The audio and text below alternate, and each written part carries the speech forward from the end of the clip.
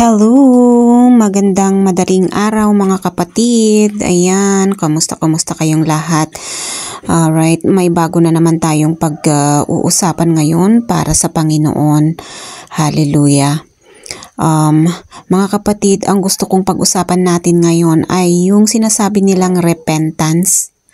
Ano ba kasi yung repentance na yun? Anong ipinagkaiba sa simpleng pagsusorry? Kapag sinabi kasi natin na repentance, ito ay isang desisyon.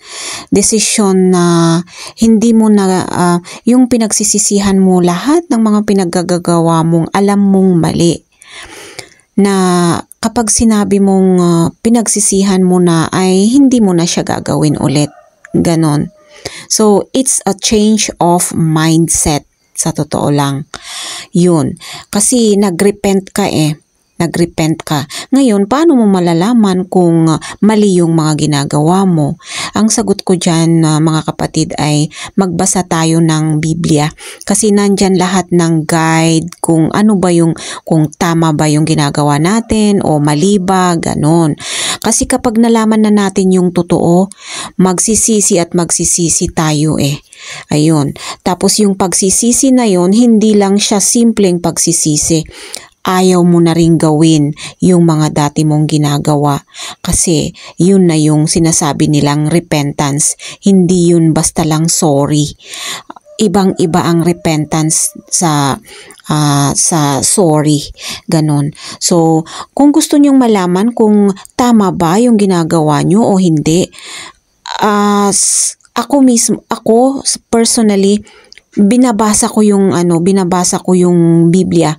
Although sinasabi ko, dati na rin lang akong nagbabasa, kaya lang kasi nung na-backslide ako, nung nagtampo ako kay Lord, yun, parang tumigil lahat.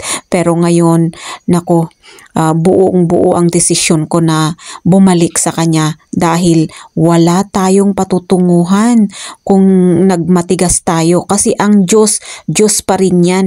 Kahit magpakahayop ang tao, Diyos pa rin ang Diyos. Pero ang tao lang na nangangailangan ng pag-aaruga ng lumikha sa Kanya.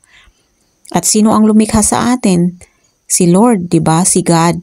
So, kailangan talaga natin bumalik sa Kanya sa ayaw at gusto natin dahil yun ang nakakabuti sa atin.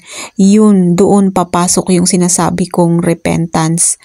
Magsisi tayo sa mga kasalanang nagawa natin at tayo ay bumalik sa kalooban niya. Ganon.